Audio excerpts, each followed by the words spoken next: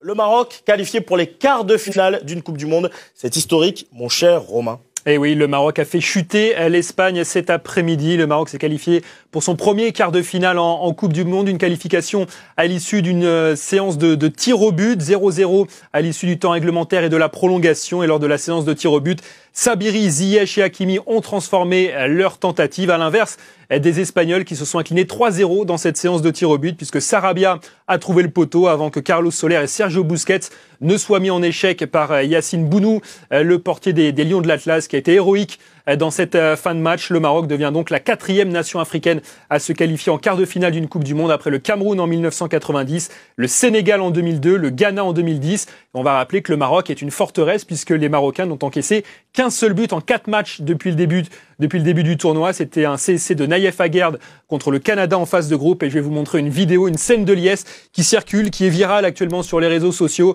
C'est bien sûr les scènes de joie du peuple marocain et du roi également, puisque le roi Mohamed VI est sorti dans les rues pour célébrer donc avec son peuple cette qualification historique du Maroc en quart de finale de la Coupe du Monde. On rappelle que c'est la 6e participation du Maroc à une phase finale de Coupe du Monde et qu'à ce jour, le meilleur parcours, c'était un 8e de finale en 1986. Incroyable, merci Romain, merci pour ces belles images. Bon, si le roi est de sortie, ça veut dire que demain, c'est jour férié, payé et chômé du côté du Maroc. Patrice, je me tourne vers vous, évidemment.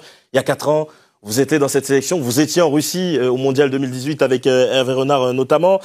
J'imagine que c'est une joie de voir ces garçons-là, de jeunes garçons qui ont mûri derrière, réalisé cet exploit. Oui, c'est beaucoup de joie de voir ces garçons qui, en 4 ans, ont continué de progresser, ont pris de l'expérience et puis jouent complètement décomplexés.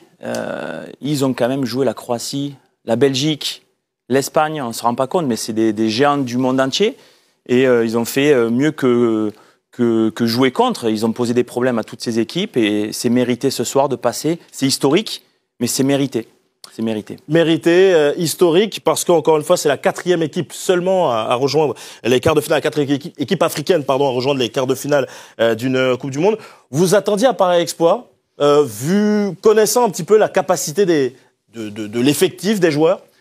Au début de la compétition, l'objectif était de pouvoir bien figurer et essayer de passer ce premier tour, mais au fur et à mesure de la compétition, je me dis pourquoi pas, parce que même s'ils ont laissé beaucoup d'énergie ce soir, certains joueurs cadres sont sortis, peut-être blessés, ça va être difficile, mais c'est une longue compétition. Mais par contre, je suis sous le charme de cette montée en puissance où on les sent vraiment solides, solidaires, plaisir à jouer ensemble, un peuple qui est derrière, les stades rouges, le roi qui se manifeste forcément, donc c'est tout un pays, beaucoup de Marocains aussi dans le monde entier, il n'y en a pas que au pays, donc ce soir en venant à l'émission, j'entendais dans Paris forcément les voitures klaxonnées, les drapeaux marocains de sortie. Donc c'est vraiment tout le monde tourne autour de ce drapeau rouge, quoi. C'est magnifique et je suis vraiment heureux pour ce peuple.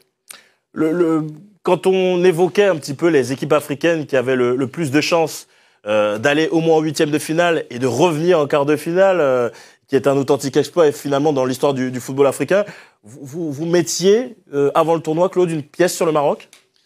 Ah oui, si, j'avais dit, je voyais en priorité Maroc, Sénégal et affectivement le Cameroun. Je voyais un petit peu moins le Ghana et je dois dire que la Tunisie m'a pas mal surpris dans cette compétition. Mais le Maroc, on avait fait une longue émission sur les qualités de Regragui. Moi, j'avais été étonné quand le FUS était devenu champion du Maroc, parce que je m'étais dit, avec tous les grands clubs qu'il y a pour qu'un jeune entraîneur comme ça devienne champion, c'est sûrement qu'il a de la qualité. Il a confirmé après en gagnant dans un autre club la Ligue des Champions et puis en prenant... Il n'y a pas très longtemps, cette équipe, je pense qu'on oublie un petit peu aussi celui qui a qualifié l'équipe, même si il ne fait pas partie de mes meilleurs amis, loin s'en faut.